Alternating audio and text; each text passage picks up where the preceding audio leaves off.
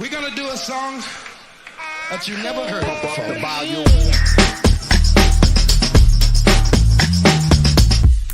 Here they come and get wicked.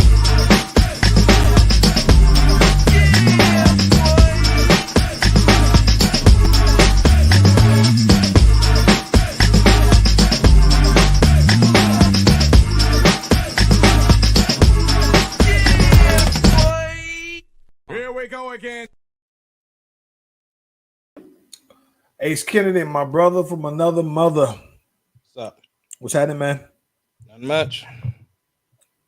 Listen, man, has it been a long week for you? Yeah, because I did something different at work, so it was a little bit different. But Yeah. What made it that different? I was training somebody. Ah. So, typically at work, I'll be in my own space and, I got my routine and this, that, and the other. And now I'm kind of like looking out for somebody else, which isn't a bad thing. It's just different. Yeah.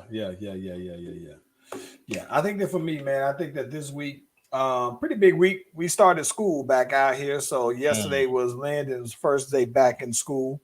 And so it's always been one of those things trying to, get used to the new teachers. This one thing I think that is pretty interesting though, bro. Landon has two black male teachers, right? Mm-hmm. That's great. And their rooms are right next door to each other, right? The two, I met them and everything like that, cool brothers. But I was like, I was sitting here telling Landon, I said, I remember having one black female teacher, and that was in 9th grade. And I don't think that she finished the whole school year. If I'm not mistaken, I think she had some other kind of issues or whatnot, though. But I had never had another black teacher my entire lifetime, let alone, a male teacher. Here it is. He got two in 1 year, though, man. So I thought that was pretty dope. Yeah, that is pretty dope.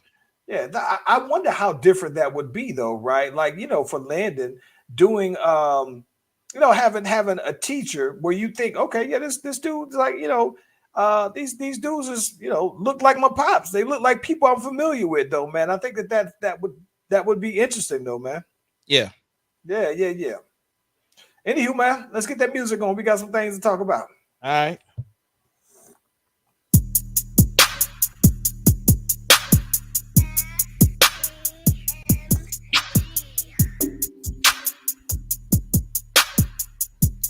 It doesn't matter what your name is. Slash Brothers Podcast, the greatest podcast of all time. The Slash Brothers Podcast, the greatest podcast of all time.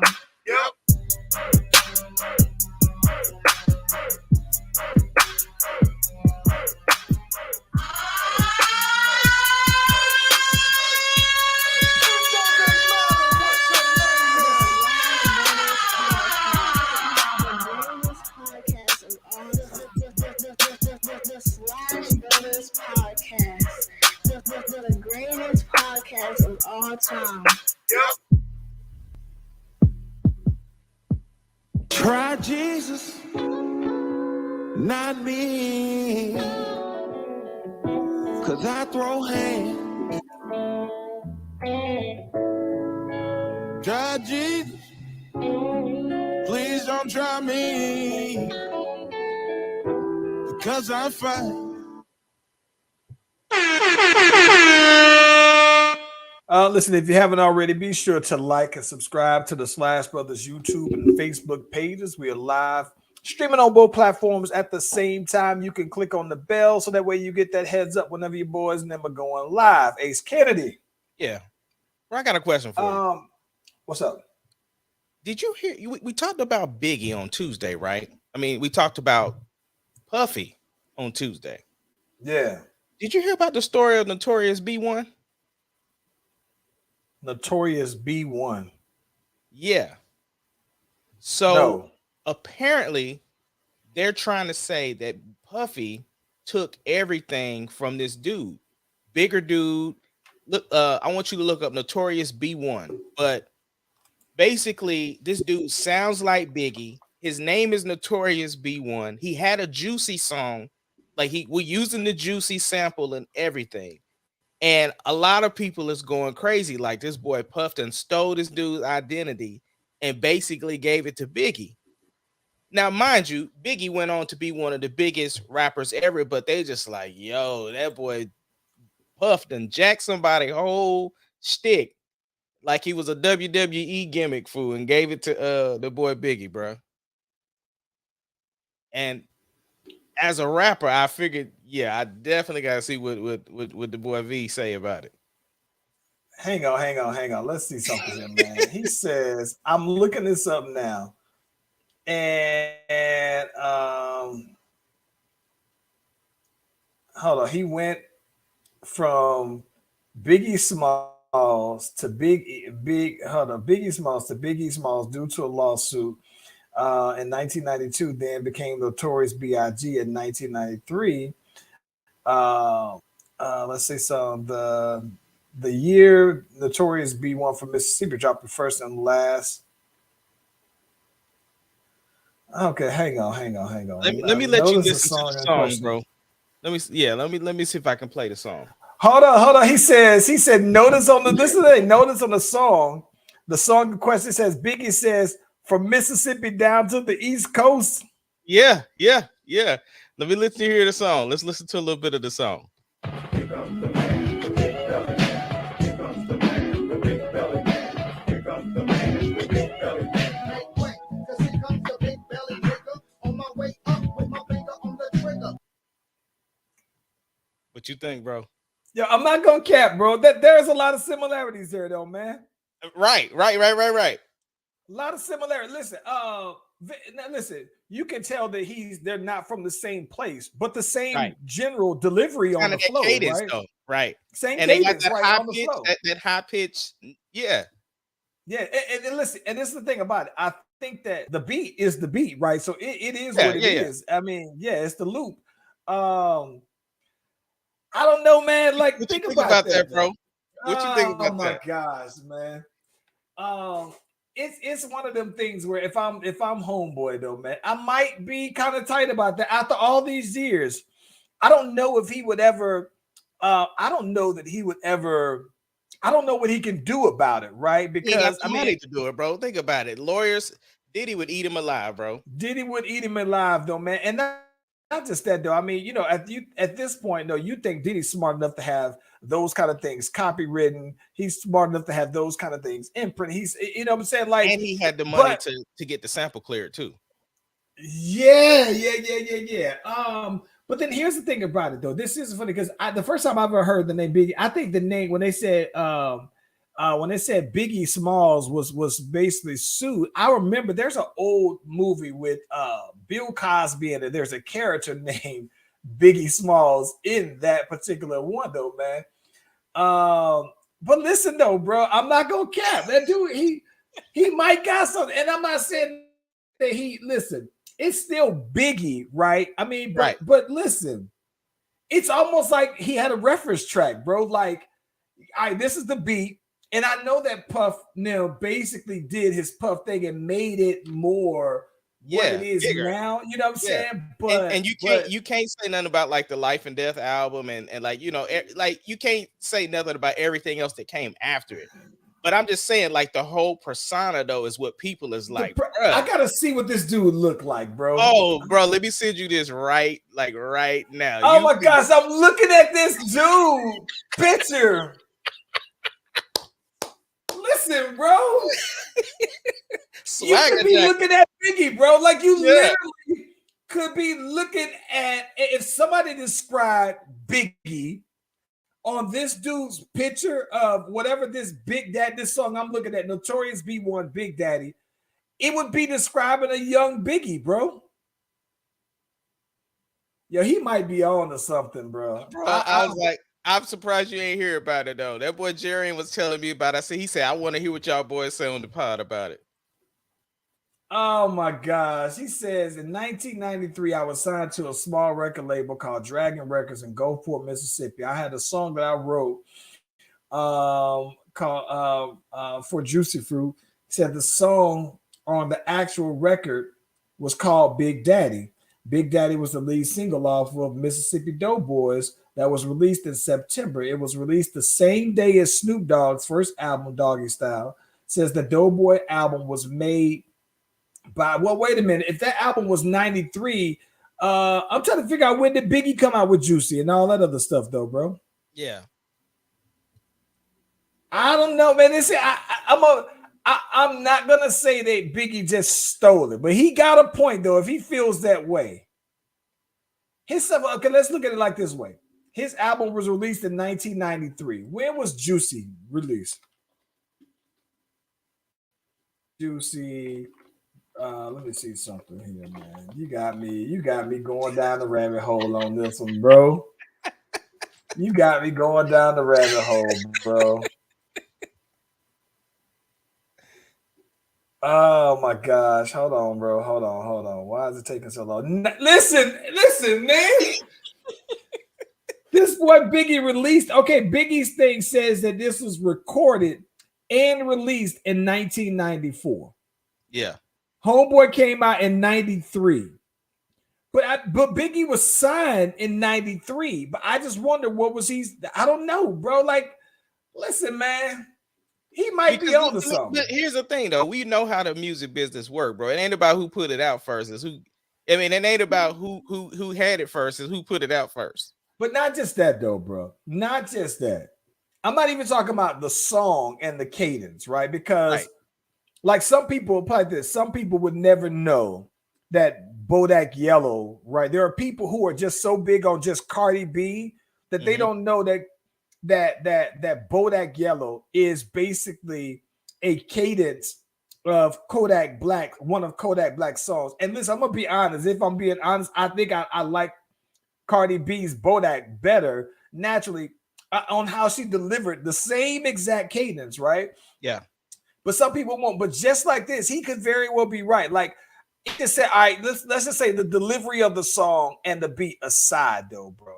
The fact that this man's name was Notorious B.I. or B1 or whatever it is, though, bro, and he looks like Biggie, and he raps to the same exact beat, Biggie, dog. That I think it's something there, bro. I don't know what the details are, but you can't tell me. Too many things lined up for that to be a coincidence, bro.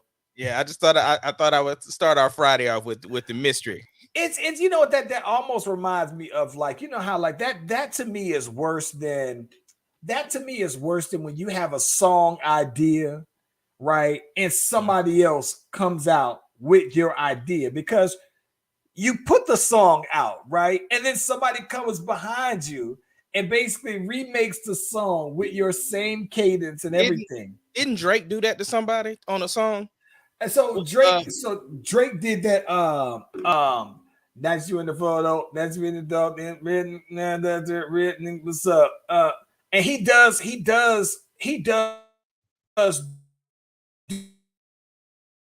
do a Drake did a flow for like Rapping Forte, or it may not have been. It may have been. I thought he stole a whole beat and sped it up or something. No, he did. Well, that part I'm not tripping on the beat, but he did. I think that he did do a.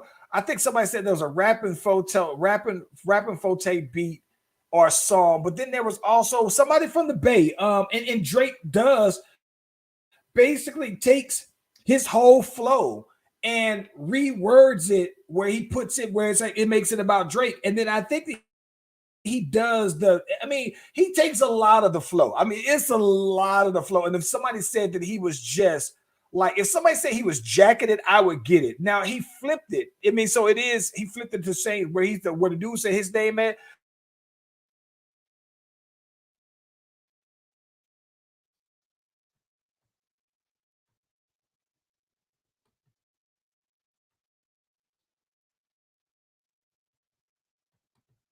Yeah, I don't know if my boy Charlie over there frozen or not, man. We've been having some internet issues, but yeah, definitely gives credence to looking at Notorious B1's case of theft and identity of a persona, because yeah, that Biggie sounds so much like that the Juicy beat. Everything, like the beat is not really a big a deal, because like I said, Puff had the money to get the sample clear, this, that, and the other.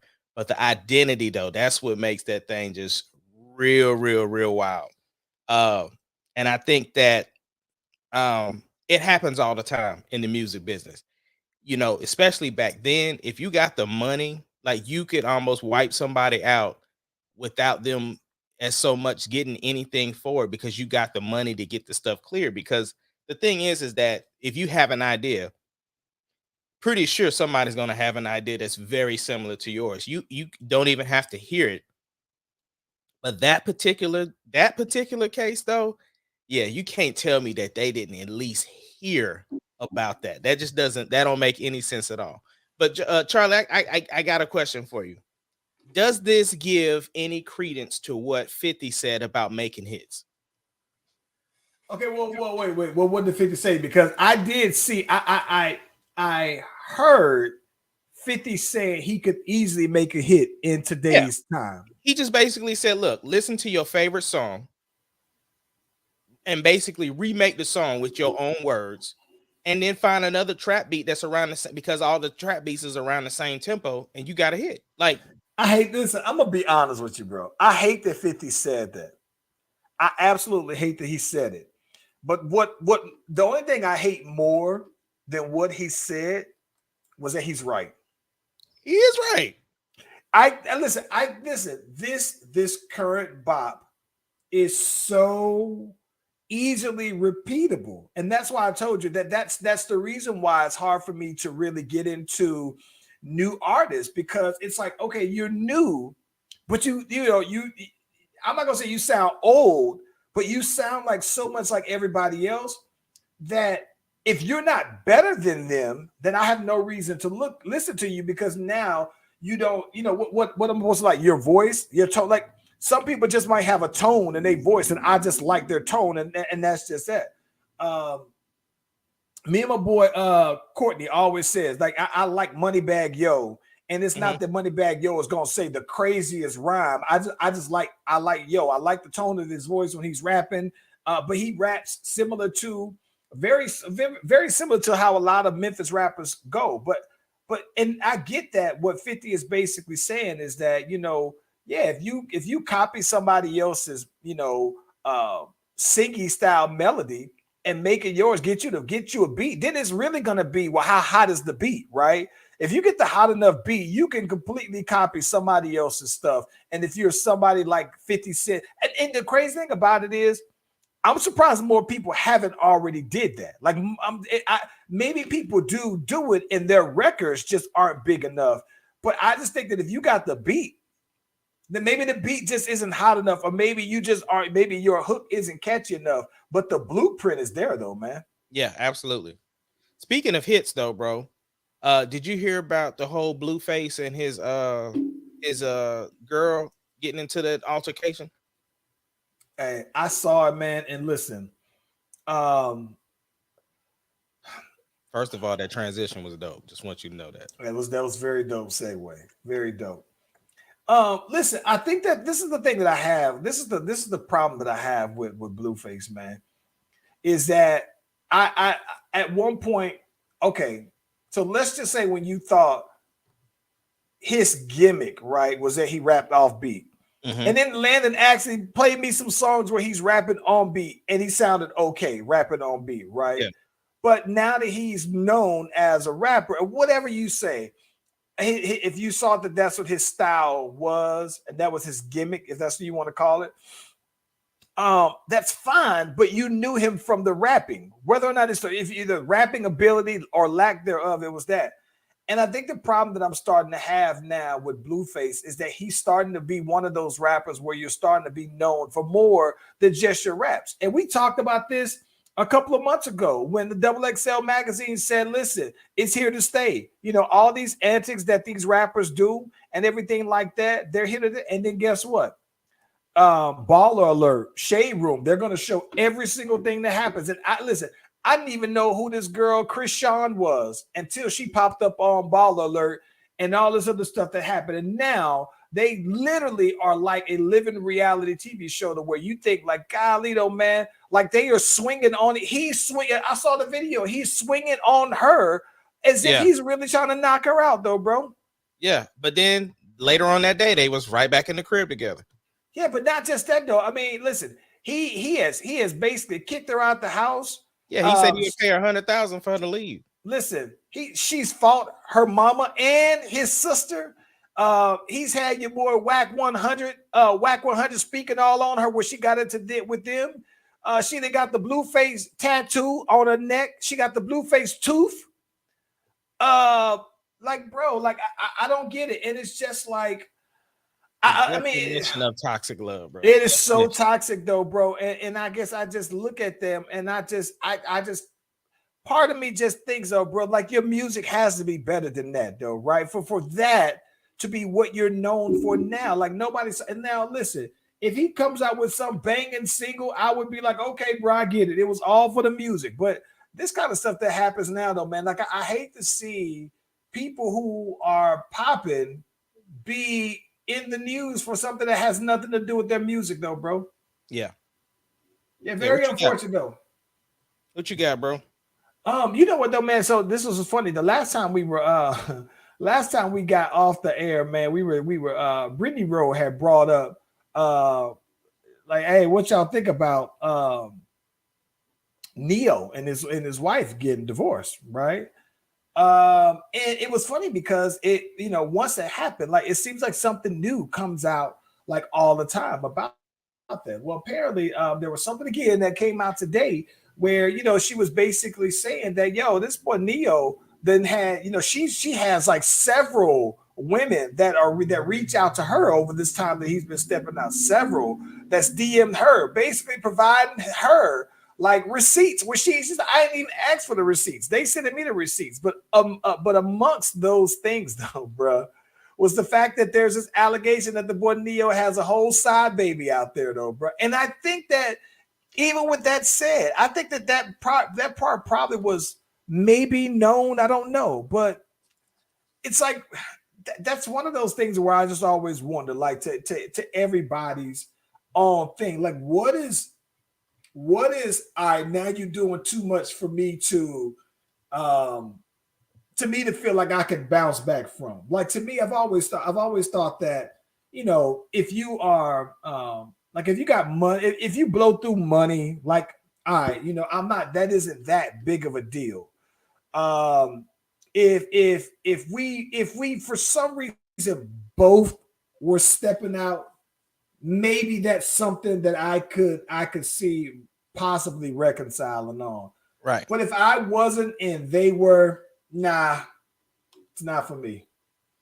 Yeah. I mean, I get that. And I think that the fact that, you know, COVID exposed them because they had to be around each other. You think before COVID, that dude was moving around and, you know what I'm saying? Like he had tours, he had different, you know, whatever. He was in the studio doing all of that stuff. But when you was at COVID and it's like, now we just stuck in the house.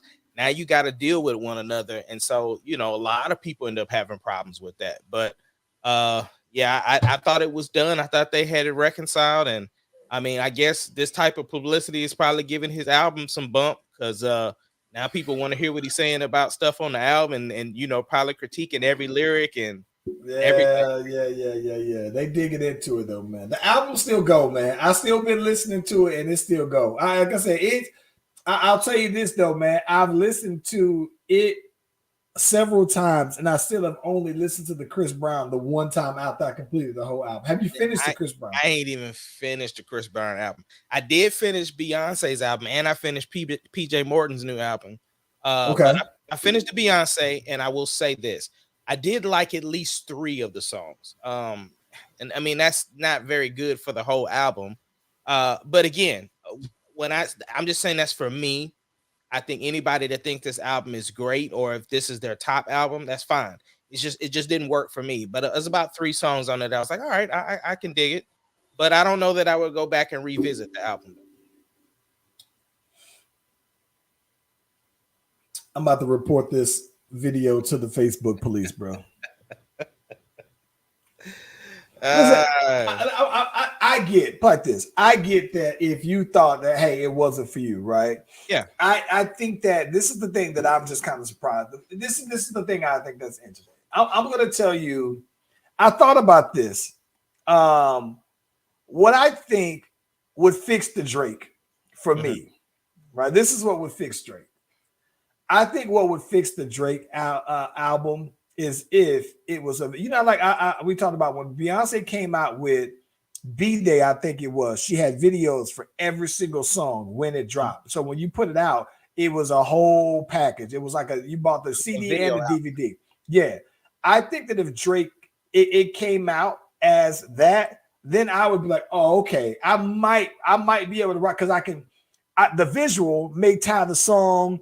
And there's a lot of times you might hear a song, you be like, oh, but the video's dope. So you might be able to rock with it. I think that other than that, though, that's the only way. I haven't listened to the Drake. I haven't listened to Drake again, and I haven't listened to the Chris Brown again. But I have had the Beyonce. I've listened to the Beyonce now probably about 4 or 5 times. I've listened to the Giveon about 4 or 5 times. There's a couple people that I've listened to the albums several times over though, man. Yeah, I understand that, bro. Like I said, I listened to PJ Morton. I finally got through PJ Morton's album. It was pretty good. I mean, he always just has these vibes. You know what I'm saying? Like he always has like 1 or 2 songs that stick out. But I like the features that he had on the album. I liked everything that he had going on with the project. And I like that he, does mostly everything himself. So his albums generally don't cost that much. So he's always like, and he says like, look, I make a lot of money on my tours. I make a lot of money on my merch. So he's in there. I mean, and he's just not hurting for anything. So I think that's super dope, man, for him to just basically be able to do what he loves, like not really caring what people say. He can, his fans rock with him and that's it. So yeah, I was digging that. It was definitely just a vibe though. What's crazy though, man? PJ Morton, he's gospel, right?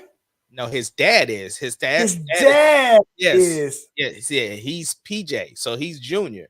But Paul Morton Sr., Paul Morton, yeah. Now he did do a gospel album, like within his discography.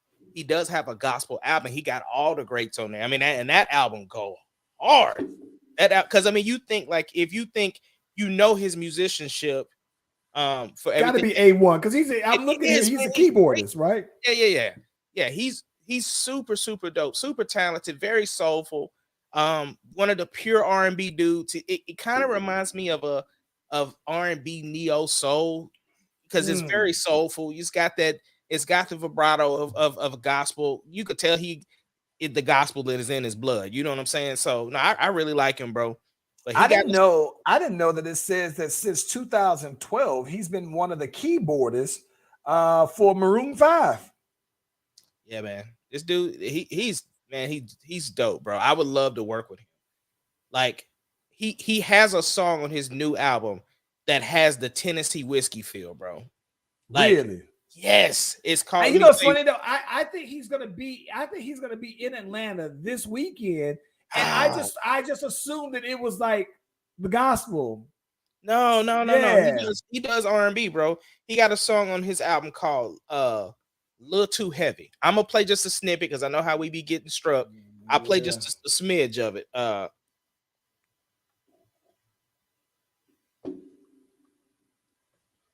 It's like it's getting a little too heavy.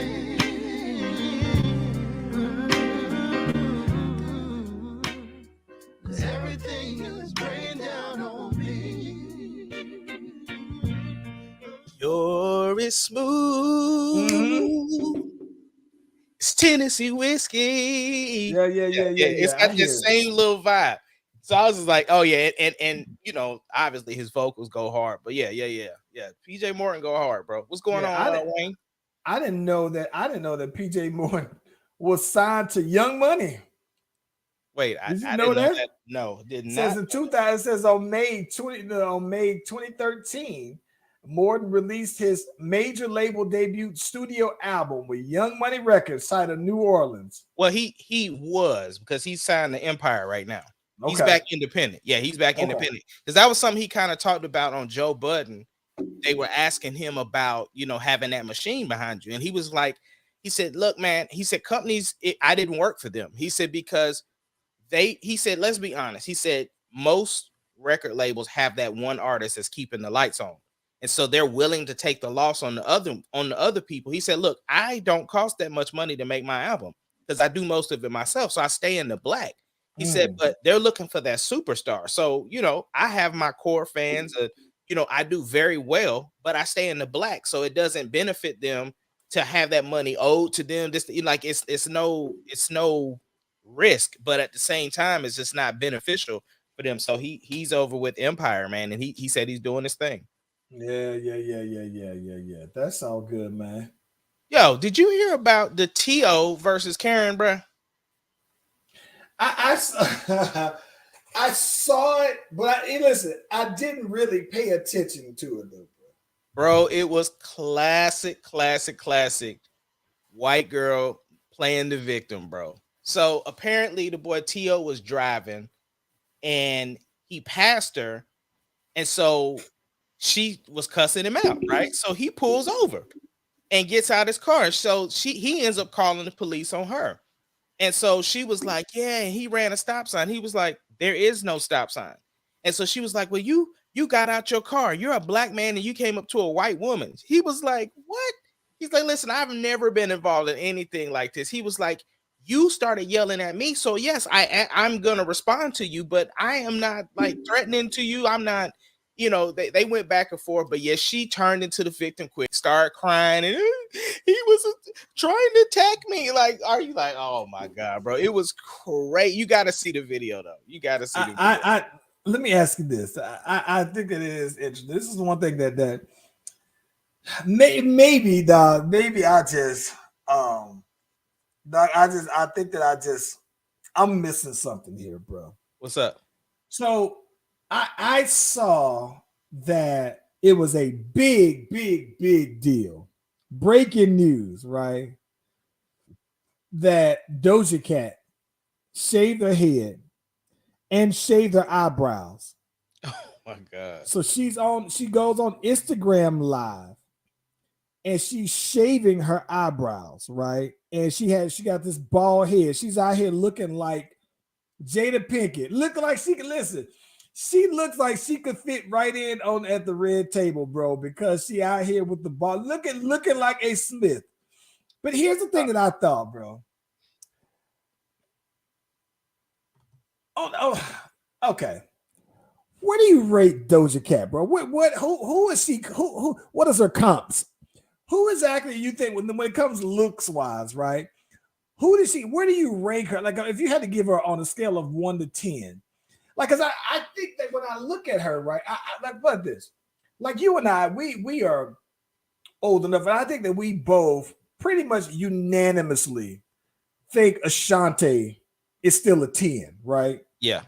Okay, I think she's generally regarded across most guys as, if you had to give an average, most guys, you could take a consensus and they're gonna say a 10.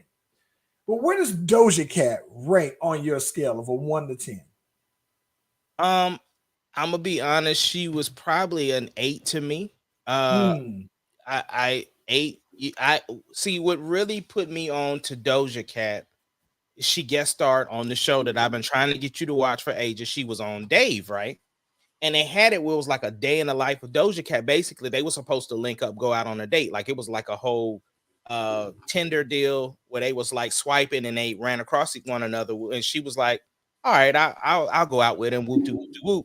And so their schedules ended up not lining up, but her manager was calling her like, look, man, you been classified as somebody that's hard to work with. And so she had like a photo shoot, but it was like you saw her like really dolled down, but then she got dolled up or whatever. But just watching that particular episode really made me interested in her. But no, I would definitely say she's an 8. 8. I think so. I can say 8. And this is the weird part about it, because I know people who, like, I know people who absolutely adore her, where they put her like as a 10. And I just like, I'm not gonna say she's a pretty girl, right? But yeah. I guess I don't know, man. Like when I see her, but when I saw her shave her eyebrows and she had the bald head, I was like, all right, you know what? I'm not gonna judge you right now, right? Right. But I was just like 8. I was thinking about 8, and that's max deal. I was gonna say maybe 7 and max 8. But I guess for some reason it's just weird though, bro. And I almost found like, all right, am I kind of maybe I don't listen to Doja Cat music like that. Right. I almost feel like I'm like I almost feel like am I selling Doja Cat short like in terms of I don't peep her music. Should I be peeping her music? I don't think she's all that fine. Should I be thinking she's fine? Like it feels like for some reason I'm selling her short. I just want to make sure. I personally just haven't gotten around to listening to her music, and it's nothing like I had a conscious effort. Like I'm just not gonna listen to Doja Cat. It just hasn't been on my radar to be like, because I think when I listen to females, I'm more so listening to like her and Summer Walker, and she could very well be in that same vein, and I don't even know. So, but that's who I've been kind of finding myself listening to here lately. Ella Mai, and I just don't know. Like, okay. It's Doja Cat. this is how little I know, right? Is Doja Cat a rapper? Did she make more? This I'm looking here. I just had to Google her, and according to the Googles, they got her listed as a rapper, bro. Mm-hmm. Did she? And then what they say, actually, and then somebody else has her listed here as a rapper and singer. I'm just sitting here thinking, like, okay, I didn't. I'm gonna go out here and make it a purpose to listen to Doja Cat. All right, that's our this homework. weekend. Last Brothers homework. We gotta listen to it and report about it too. I'm gonna listen to Doja Cat, bro. I've never listened to Doja Cat. I don't know what. And this was funny. I don't know what her voice sounds like. I don't know nothing at all though about Doja Cat. So look, it was reported that. I can't think of who was the artist that said. I think it was I want to say Bobby Smurd. I'm not sure, but said that the boy Joyner Lucas is this generation's Master P, and he's underrated for the projects that he puts out and the impact that he has. Okay, so if that's his opinion, I respect his opinion. Mm-hmm. What I think, see. When you see,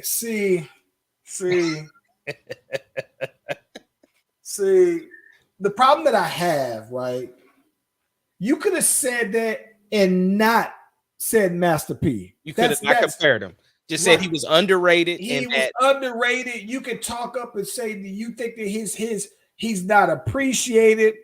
But I think, bro, like, and this is the thing. Part of me also feels like, all right, bro. You like 26 years old, maybe. Mm-hmm. So it's like, you don't, and you're from New York, and not to say that geographically that discounts you from it, but I'm just like, all right, bro, listen, you don't really. I don't think that you've been alive long enough to really know how people really appreciate Master P. But if you say now that as a New Yorker, you think that he doesn't get appreciated, like maybe New York might not appreciate Master P, I think that you might have something on that. But to just generally say that, like, I respect that he appreciates Joyner Lucas.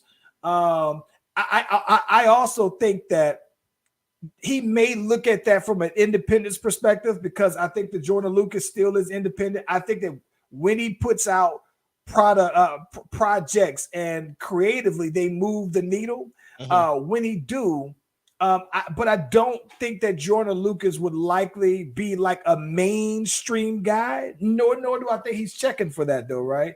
Right. So I don't know, man. I think he may have a point, but the comparison to Master P, miss me with that part. Something I did forget to bring up with the whole Beyonce thing, right? So she did 2 changes to her album. She took out the word start with an S. I can't think of it. Seizure, I think it was. Huh? I think it was spasm. Yeah, spasm. She took that out of her album, and she also took off that Khaleesi's sample. Did she just remove this? What I wondered. Did she just remove the? See, I didn't go back and listen to it since then. She removed the sample. It wasn't she didn't remove the whole song. She removed the sample out of the song. Listen, man. Listen, bro. I think if you Khalees though, right? Mhm. Like I'm pretty sure her bread and butter is milkshake, Milkshake. right? Right. So my thing is that if that's your bread and butter right now, and you said it's the most licensed song, like why would you stop the bread? Like, man, I'm not saying that that's money isn't everything, but if you went out there and said it's one of the most licensed songs, you brought up money from that regards. So, like, how is this different? Is it maybe because her riff with Pharrell that this makes it differently?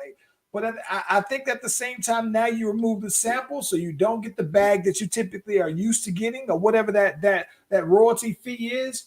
I don't know, man. Like, I'm gonna sound, because I am a Beyonce apologist, I'm gonna defend the Beyonce aspect of it. But I'm just saying though, Ace, it's like if it would be like,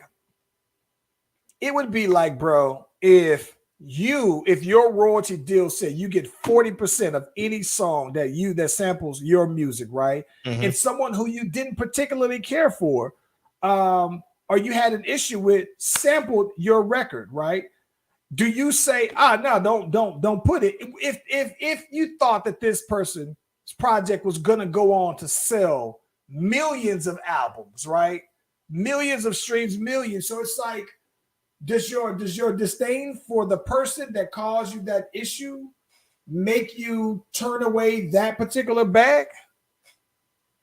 I just don't have an ego enough to not get the money. Like if you I don't like my thing is like, you know how some people, everything is about, like, everything reflects their reputation. Like, bro, you use something that was in my, that to me is a salute. Like, you thought something was so dope within my project, or a sound that I used that was so dope that you wanted to somehow recreate that, or that inspired you, or whatever. And if I'm still getting paid off of it and I don't like you, that's just like, okay. And listen, and not just that though, bro. Here's the thing about it. I really had to go back and listen to the song, right? I really had to go back and listen to it to hear the milkshake sample. And then, mind you, it is the backdrop for the album. But I guess it wasn't the first thing. So for me, I'm not gonna say, oh, it don't even sound the same no more. Like, nah, I think that you can. It'll still ride the same way though, man. But I don't know, man. Yeah. It wasn't like she was singing "My milkshake brings all the boys to the yard," but it was sampled though, man. So I don't know, man. I mean, but I don't know, man. I think she kind of fumbled that bag, but maybe that's the fight we're fighting for her though, bro. I don't know. Bro, did you hear about your girl Nikki? Yes. And listen, first off, let me just say this though, bro. And I was when she was saying this, Ace, I was watching this and I had a smile on my face the whole time, because I was just sitting here like, dang, boy, she is out here looking fine again. I'm ready for some new Nicki music, bro. That the whole time it didn't matter that she was telling a story about how somebody thought she was Trina and said, I love that song with you and Trick Daddy. The whole time I'm watching her say this, and I'm just sitting here thinking, like, for starters, she's still fine from after having a baby, right? So that's one thing, because it's like, I would say that if you want to have that period where you bounce back, cool, whatever you want to have, right? But I was just the whole time, I was just really excited. I'm like, yo, my girl is still looking like my girl, and I think that she is. I'm ready for some music, though, bro. Yeah, because they did have that little story out where she was like, fans was out here saying she was pregnant. She had performed at, I think, Essence Fest. Yeah, and she didn't okay for them to do the video of her because they were live streaming some stuff. And so she was like, look, y'all, I'm not pregnant, I'm fat. She was like, I just had a baby. So I still got a little bit of that baby fat on me. Had a little baby pooch on it, and I'm like, I get it. You know what I'm saying? So, but it looked like, you know what I'm saying, like Essence Festival was what, last month? You know what I'm saying? So she looked like she probably in the gym and looked like the old regular Nicki Minaj, though, man. And when I say regular, I mean the high end Nicki. The high end Nicki. The original Nicki that we know. Yes, so and I was like, okay, my girl got got a skin over here glowing, everything about it. I was like, yo, had the bangs so symmetrical to the glasses, though. I'm talking about, bruh. No, listen, it was almost like you didn't see no skin from the hair all the way down to about right here because the bang was perfectly trimmed at the glasses. I was like, okay, Nikki, I need Like, to, like she I was had like, to have the glasses on when the stylist was doing her hair. yes, bro. The haircut was styled around the glasses, though, bro.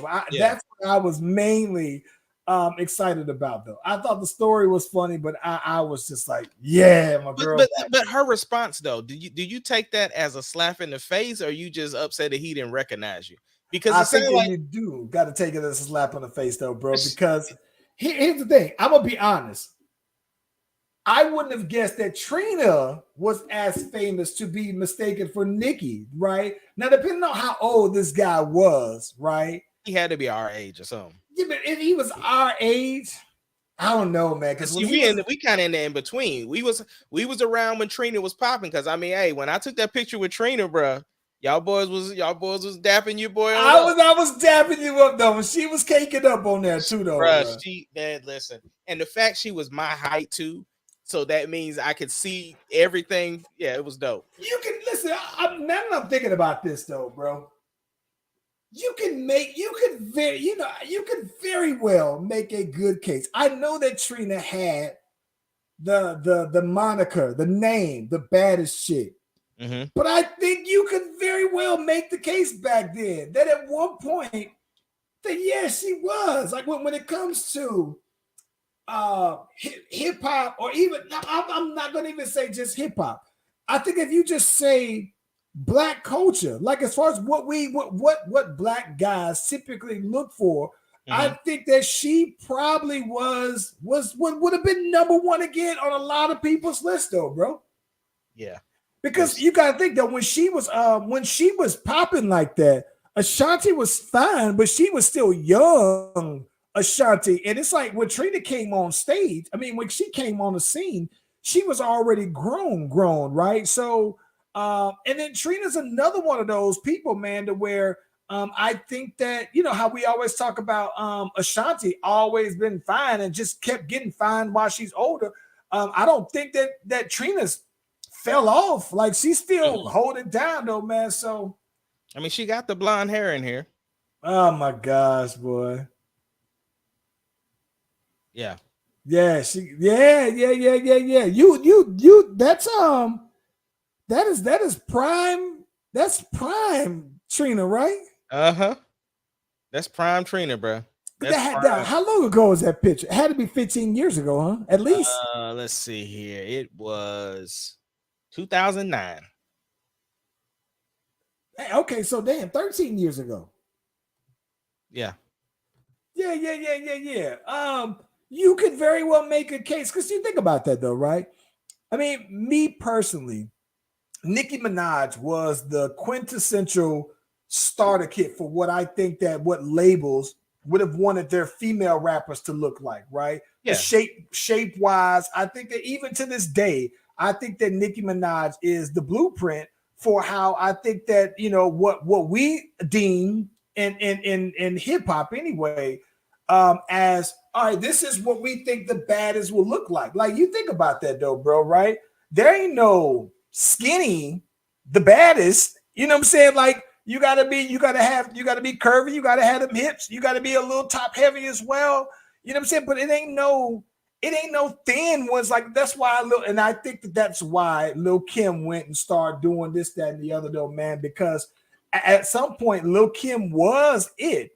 But then it's like once Trina came along and came with the curvy, and then when Nicki came along, and then boom, it was like, all right, that's it though. This is a new standard though. So I don't know, man. I don't know if that's a good thing or a bad thing though, bro. Yeah, I'm just surprised we haven't heard the blowback from Fox. I mean, from Trina.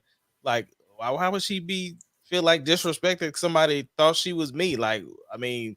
But because even Nicki was like international superstar, and you don't know who I am, like, you know what I'm saying, like just crazy to me. Listen, man. It had me on full go mode for Nicki. I didn't even care that dang Trina could be looking at this like I'm still the baddest chick, whatever she would say. I get all of that. But I'm thinking at the same time, I do get I'm riding with Nikki on this one. She's probably thinking I am her, I'm it, I'm this. Yeah. So yeah. But the fact that she even mentioned it. Yeah, it was something, and that's what I'm saying. I'm surprised I ain't heard a blowback yet. Maybe they'll say something like that for the what you call that show that she be on? That reality Love and Hip Hop. Yeah, maybe it'll pop up on Love and Hip Hop. Or when she has a project that she's gonna be putting out, she can bring it on up. Yeah. Dog, you mentioned earlier, you just slightly mentioned the girl Ashanti. And it seems like the boy Irv got still a little butthurt. He's still a little butthurt about letting that thing go. Irv Gotti made himself look like one of the biggest goofies you'd ever see. And I like Irv Gotti though, bro. Yeah. And listen, this is funny because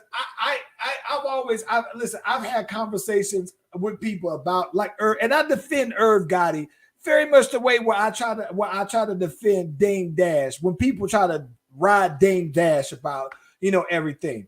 But I like Irv Gotti's story for how he came in the game and how he came to prominence. All of that. I like his story though, bro. But this right here though, man, made him just sound so goofy though, bro. Yeah, I mean, but what got me, I think, was how he said he found out. Like he said he was watching, what was it, NBA or football? Which one was it? NBA game. So running back. So Irv Gotti, he's on Drink Champs, right?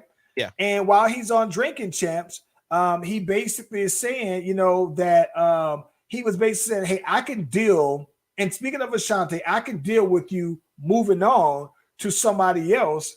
If somebody else, I can deal with all that. And so I love what Nori said, country grammar. You talking about?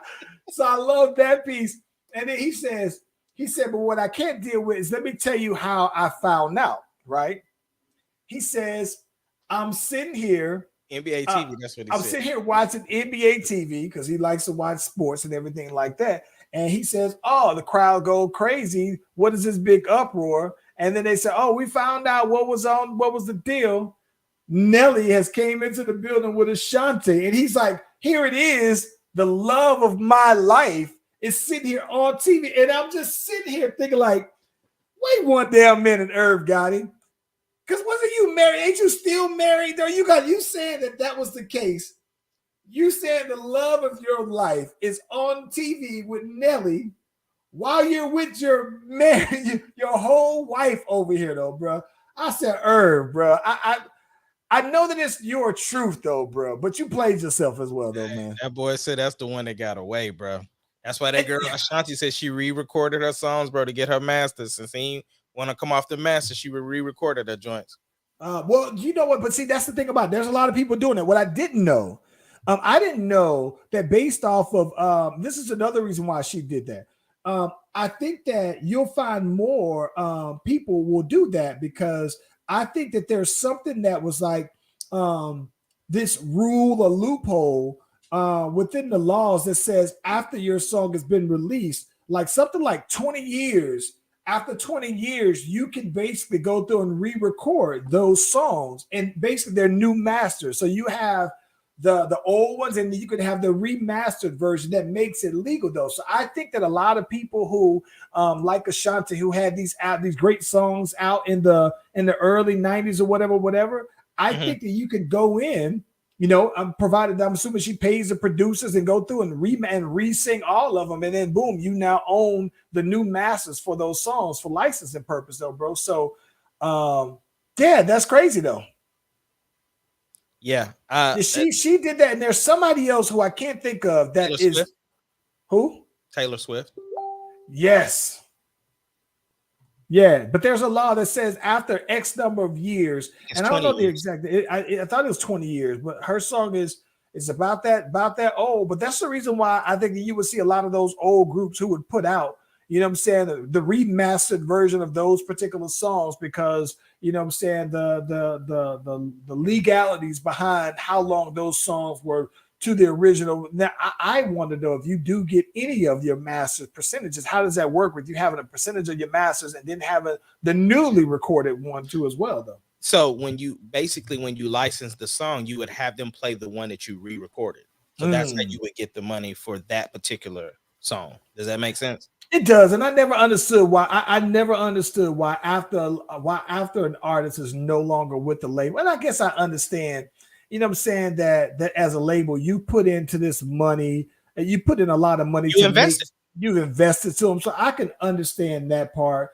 But at how far along do you feel like you got your money back? All right, let me I'm done with you now. I can turn your money over to you. Yeah, but they're not obligated to. I mean, that's just a conversation. And so the thing is that I wouldn't have any issue if because the thing is that most artists know what their biggest songs are. And so, you know, with that being the case, then you know where you basically get your money from too. So it's like, if I know that I'm on the more down slope of my career and that was my bigger song, and the company's not trying to break bread, or they're not trying to give me ownership of my masters, then I got to do what I got to do, just like they're doing what they got to do. Because at the end of the day, it's a business. It ain't personal. Because if you and I invested in an artist and they blew, and then 20 years later, we're still eating off that, what we put into it, I don't know. That would be a conversation. Yeah. I mean, you know, shoot, everybody doesn't get that opportunity like Justin Timberlake to sell back your masters for $200 million. Like, yeah, man. Y'all can come get this Bel Air though. Y'all can get the Bel Air 1 and 2 for a million piece. Slipping away, man. We'd have to sit at the table and have a conversation. Y'all can especially after listening to that. Was it boy Frank? What his name? Randy? What the dude name? Brent Fire. Yeah, Brent Fires. Listen, man. Y'all can have the Bel Air 2. Y'all can have the Bel Air 1. Y'all can keep the 1. Let me hold on to the 2. Y'all can have 1. Yeah.